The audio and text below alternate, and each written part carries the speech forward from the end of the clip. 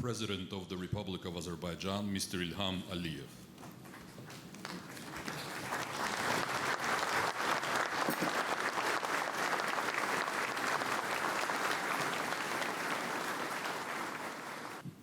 Dear Executive Director of United Nations Human Settlement Program, UN Habitat, Mamouna Moghsharif, dear guests, ladies and gentlemen, welcome to Ağdam.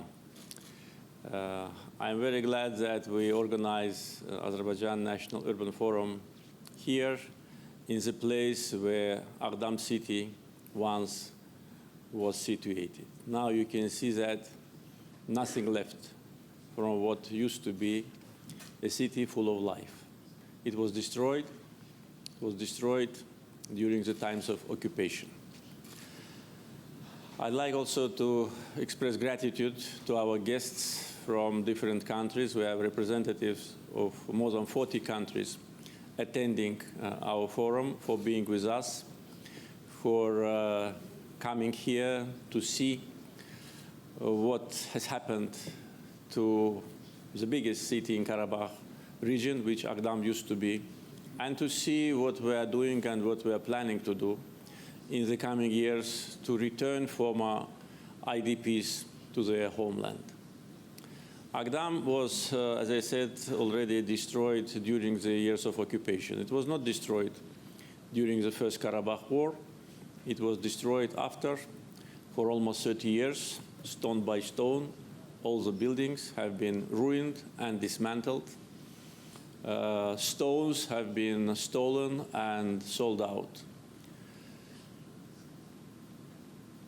You may see the only half destroyed building was the building of Juma Mosque, but the reason why it was not destroyed along with other mosques which Armenians destroyed in the former occupied territories was that they were using the minarets for observation to see potential movement of Azerbaijani armed forces.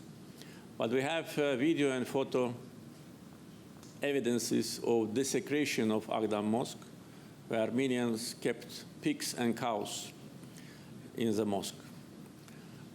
Total 65 out of 67 mosques which existed on the territories which were liberated were totally destroyed. Two of them, one here and one in Shusha, half destroyed and desecrated. What you see here in Ağdam, you can see in every single village of Karabakh area. I know that our guests came here by plane to newly built Füzuli Airport. So Füzuli city, totally destroyed, not a single building.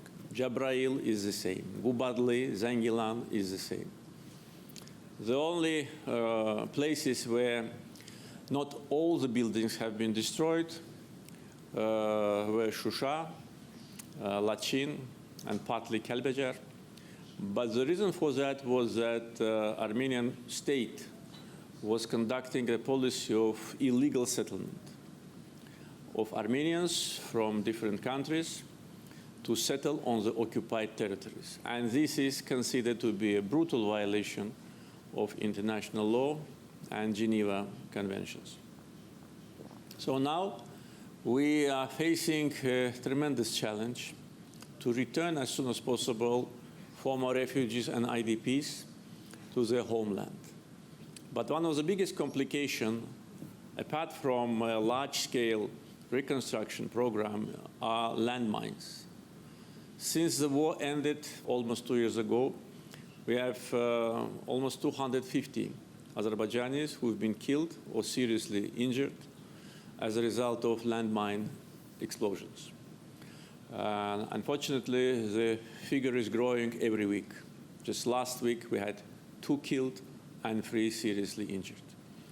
Armenians have planted more than 1 million mines during the times of occupation, and this policy of terror against Azerbaijan and Azerbaijanis continues. Relatively recently, we have discovered and neutralized more than 1,400 landmines which have been planted in Lachin district by Armenian armed forces in the period after the Second Karabakh War ended. So aggression against Azerbaijan, terror against Azerbaijan continues. Our nation suffered a serious humanitarian crisis because as a result of Armenian aggression and occupation, more than 1 million Azerbaijanis were totally ethnically cleansed from their native land in Karabakh, in Zangezur, and also in today's Armenia. And when it happened, population of Azerbaijan was less than 8 million people, and can you imagine 1 million became refugees and IDPs. And we're very grateful to international organizations, especially institutions of United Nations, for support to our refugees and IDPs, especially in the early years of independence when we needed this support seriously.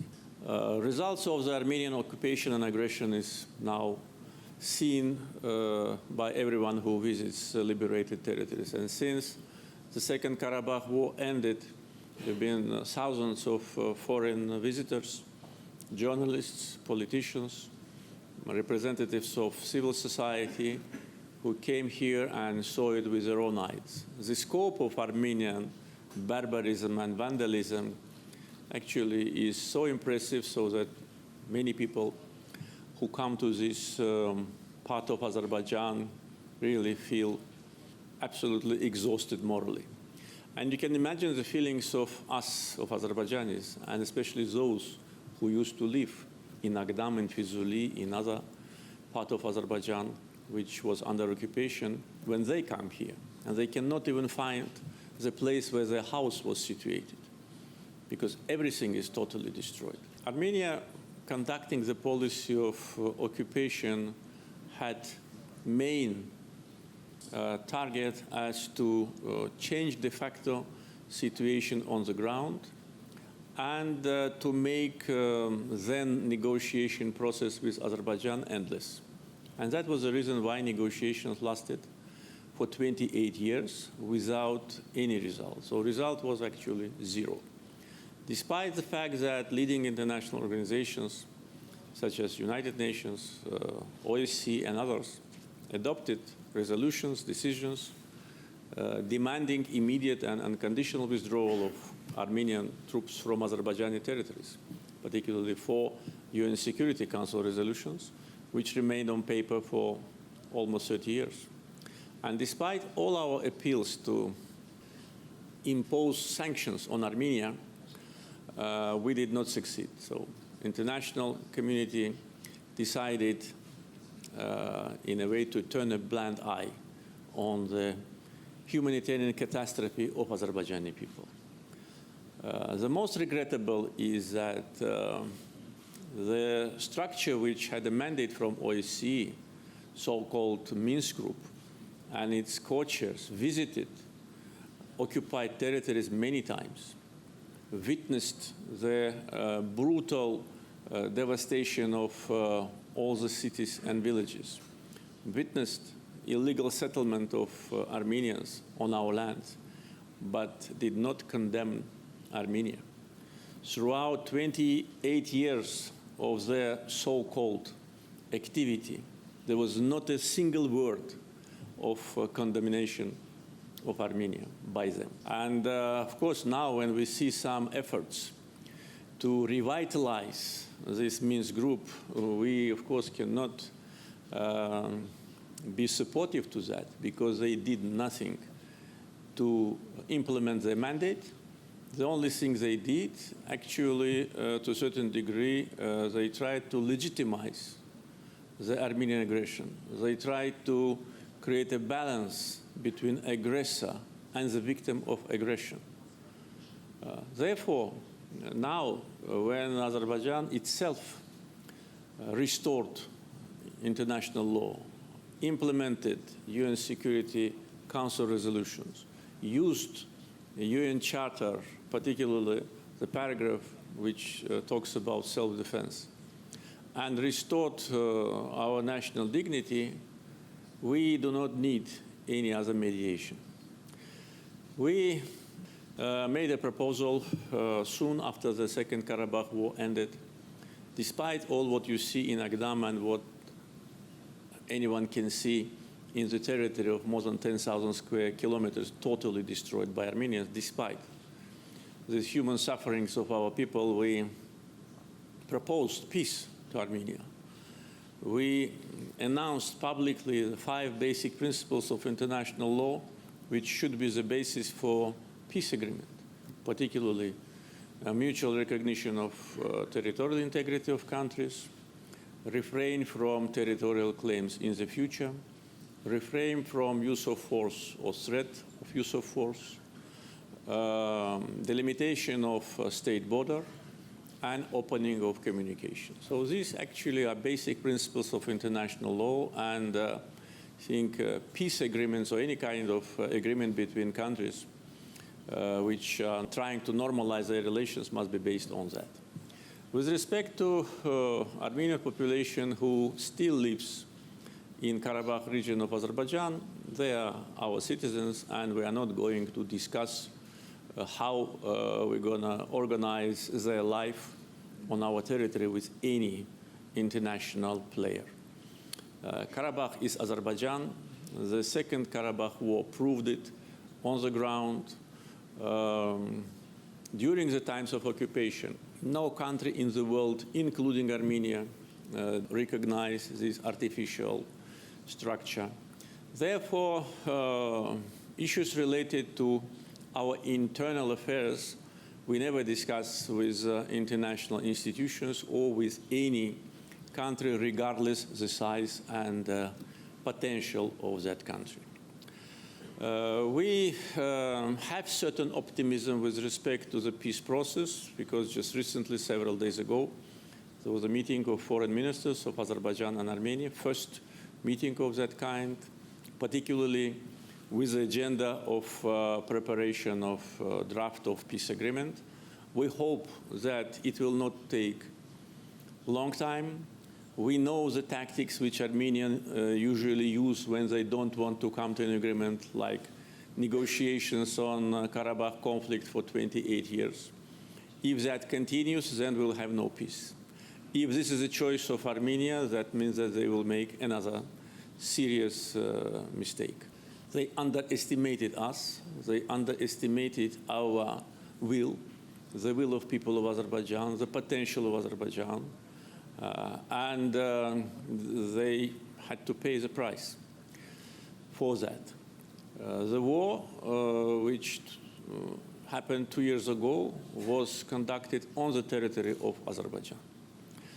So this once again proves our position and demonstrates that despite the suffering of more than 1 million of our countrymen, we want to put an end to hostility, mutual hatred, and we want to open a new page of peace.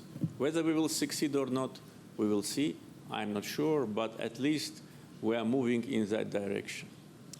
At the same time, we have hopes that the 2 corresponding commissions on border delimitation, Azerbaijani and Armenian commissions, will also not lose time and to work actively on defining the border between 2 countries which actually do not exist.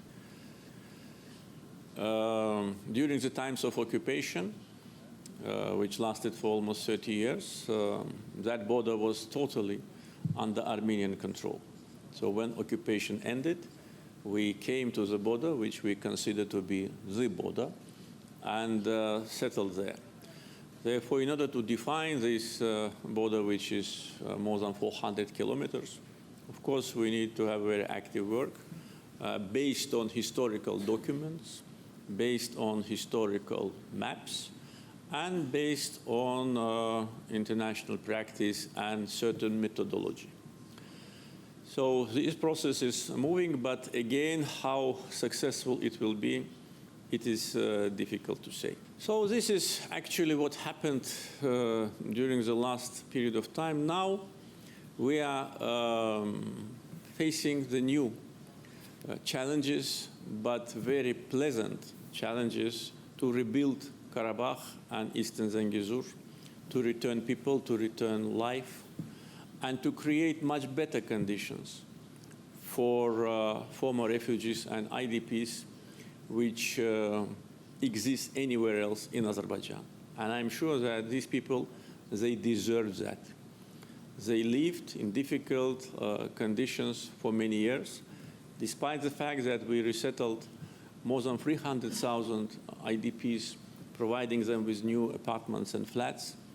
And during numerous meetings with them, when we were inaugurating this new housing project, they were expressing gratitude for that, but at the same time saying that we want you to return us back. And I promise them all the time that I will do it. And I'm very proud that we managed to do. And already the program of big return have started.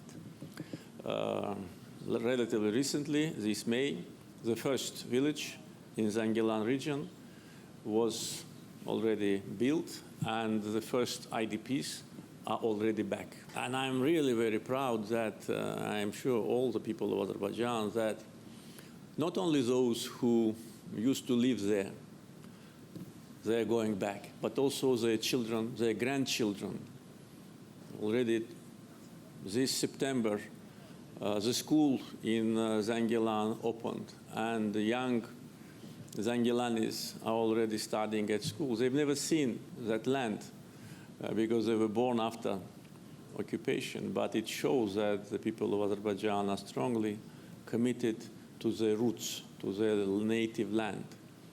And really, it's a source of national pride that, based on the survey which we conducted among former IDPs, with the question, are they going to go back or not, in order for us to know what should be the scale of housing projects, absolute majority responded that they want to go back, even those who have never seen those lands. So this, of course, creates a very special atmosphere in our society, and the feeling of national pride, the feeling of victory, the feeling of restoration of justice, restoration of dignity of the people. These feelings cannot be measured by any scale. This is something which you have to feel. And we feel it, and we are happy about that. And now what we are doing here in Ağdam, in other liberated territories, is that we concentrated and mobilized all our potential in order to return the former IDPs as soon as possible. Large-scale infrastructure projects are underway. You've seen Füzuli International Airport, which was built in 8 months. This month, we are planning to inaugurate Zangilan International Airport, and in 2025, International Airport in Lachin. The railroad from Barda to Ağdam will be operational next year, and yesterday I laid down the foundation of the new railway station. Thousands of kilometers of highways and thousands of kilometers of village roads are being constructed now. According to the investment plan, which has been already approved, total in the liberated territories of Karabakh and Eastern Zengezur, there will be 33 tunnels with a length of more than 50 kilometers. There will be 84 bridges with a length of 12 kilometers. These are only part of what we are now doing. We fully restored the electric supply to all the liberated areas, and hopefully soon in Jebrail we will start the construction of the solar power plant, capacity of 230 megawatt. In general, we have evaluated the potential of renewable energy in the liberated territories, and preliminary analysis show it's almost 10,000 megawatt. We already inaugurated several hydropower stations, and total capacity of hydropower will be more than 500 megawatt, and the rest will be solar and wind. And this area will not only accumulate its people who had to live in different parts of Azerbaijan during the years of occupation, but at the same time will be a driving force for Azerbaijan's economy in the future. We have huge water resources here, which we've been deprived of during the times of occupation, because Armenians did not only occupy our cities, they occupied our resources. They've been illegal mining, illegal activity of cutting us from water, and we were not able to irrigate 100,000 hectares of land. So now we are back to our rivers, we are back to our soil. And all the master plans of the cities have already been prepared by leading international companies and approved. So we already started here in Ağdam several housing projects. I was here yesterday at the groundbreaking ceremony of 3 villages, Hıdırlı, Kengerli, Sarıcalı. Several thousand people will live in these villages maximum in 2 years. In the city of Ağdam, we're already building the school for almost 1,000 children, which will be ready maybe this year, maybe next year. Hospital and several housing projects. So, and this is only Ağdam. The same is more or less going in Füzuli, in Gubadli, in Zengilan. In the city of Lachin, where we returned just 2 months ago, we plan to restore it by the end of next year, because, as I said, there was illegal settlement there, so not all the buildings have been knocked down. We already sent a group of specialists there. So we will rebuild Karabakh and Zengizur, we have no doubt about that, no matter how expensive and costly it will be. This is our national idea. Our national idea before was to return to our lands, to restore justice, and to restore our territorial integrity, and all the people of Azerbaijan united and were preparing themselves for that. And young generation, which sacrificed their lives of almost 3,000 victims we had during the war, and thousands of those who celebrated our victory. This is really the modern Azerbaijan. This is new Azerbaijan. Azerbaijan now, which is free from that label of being occupied, now is just raising and will, I'm sure, be one of the most successful countries, not only in the region. Once again, dear friends, ladies and gentlemen, thank you for being with us. This forum for us is really very important. I'm grateful to Executive Director of UN Habitat. She visited us 6 months ago. We had a very good meeting with her. And afterwards, we were invited to World Urban Forum in Poland, and our representatives participated. Now we organize a National Urban Forum, and I'm grateful to UN representative for being with us, to the mayors and deputy mayors and representatives from all the countries who are together with us. So this is actually the beginning of international, I would say, ties of Ağdam. And we hope that Ağdam and many cities of the world will become sister cities. You know, Ağdam during the Soviet times was the biggest city in Karabakh, the city full of life, and everybody in Azerbaijan know it. After we liberated the territories and foreign experts, journalists came here, they gave several names to Ağdam. One was victim of urbicide, which is absolutely correct. Another was ghost city, also absolutely correct. And also one was named, it was named Hiroshima of Caucasus. But unlike Hiroshima, the devastation and demolition was not as a result of atomic bomb, but it was as a result of vandalism and barbarism of our neighbors. But now we are back. We came back by force. We came back using international law norms, and we came back to live here and to live here forever. Thank you.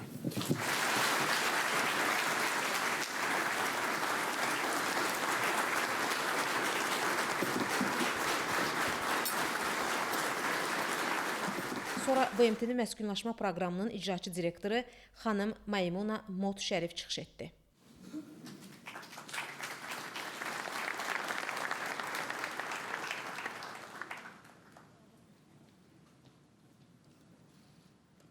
Thank you very much, Mr. Moderator. Your Excellency, Mr. İlham Əliyev, President of the Republic of Azerbaijan, Honorable Ministers, Ms. Vladanka Andreeva, Resident Coordinator of the United Nations at Azerbaijan, distinguished delegates, ladies and gentlemen, a very good morning to all of you. Saban Nazhe.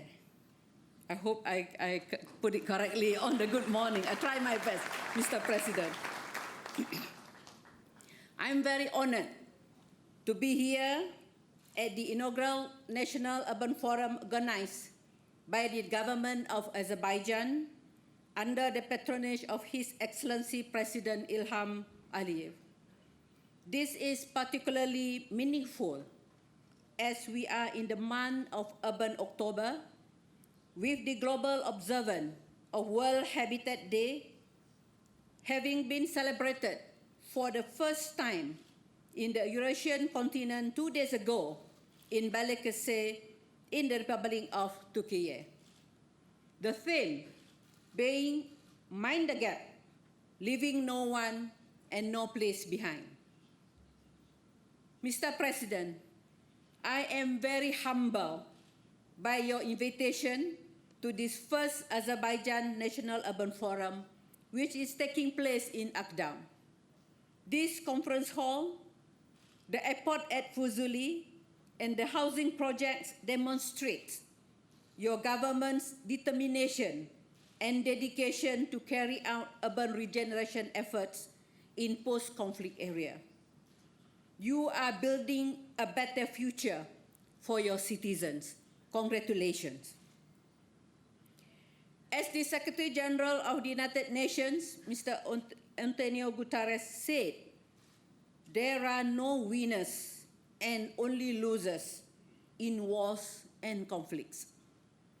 In 2022, according to our UN Habitat World Cities Report, conflicts push over 70 million people below the poverty line. In 2021 alone, 84 million people were displaced because of violence, insecurity, and the effects of climate change.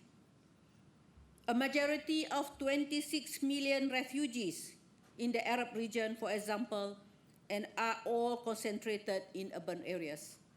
In Pakistan, recent climate-intensified floods have displaced 33 million people.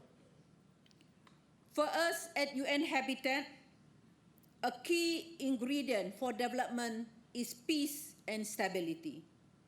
This is why our executive board at its meeting in March 2022 asked me to enhance our work on post-conflict and post-disaster urban resilience. UN Habitat is supporting internally displaced persons or IDPs and refugees in Syria, in Iraq, in Lebanon, Jordan, Palestine, Sudan, and Yemen by providing adequate housing and basic infrastructure. We also rehabilitate public spaces, facilitate and restore land tenure, property rights, and UN Habitat is also developing an urban crisis program to support cities in Ukraine. We are also supporting the integration of Venezuelan migrants with host communities in Colombia, Ecuador, Peru, Trinidad and Tobago, Panama, and the Dominican Republic through our Neighborhood Improvement Integrated Program. The triple Cs, including COVID, climate, and conflict challenges, affects human settlements and cities disproportionately. In many ways, the ongoing COVID-19 pandemic continues to negatively impact urban communities. Wars and conflicts lead refugees into cities.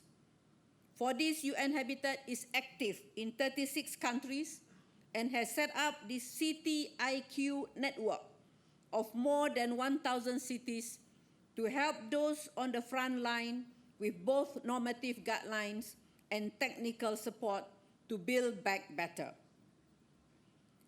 Distinguished delegates, we can only build back better and address the gap in basic services, shelter and housing if we have the data to ensure resources are allocated in a strategic manner. By organizing national urban forum like this, member states and city managers are better able to collect and analyze data that informs policy making. Sustainable Development Goal 11 is the docking station for all the other Sustainable Development Goal or SDGs. It is cross-cutting and allows for national, local governments to better align to ensure national development policies are translated into action that leads to positive impact on the ground. To date, UN Habitat assisted some 49 countries to organize national urban forums, and we work in all regions of the world with 17 African countries having organized national urban forums, followed by 13 in Europe, 7 in Latin America and Caribbean, 7 in Asia Pacific, and 5 in Arab states. 3 regions have had regional urban forum, including Asia Pacific, the Caribbean, and the Marmara sub-region. The key focus of this new cycle of national urban forums is to advocate for a paradigm shift, translating this forum into national urban policies. Since 2016, 167 voluntary local reviews have been published. 37 countries have produced at least one VLR, or voluntary local review, and 133 at the local and regional government levels. I urge Azerbaijan to carry out voluntary local reviews, Mr. President, and to submit your report, your national reports on the implementation of the new urban agenda to us. With data, we can make evidence-based decisions, and we can also win hearts and minds to help translate policy into practice to achieve positive impact on the ground.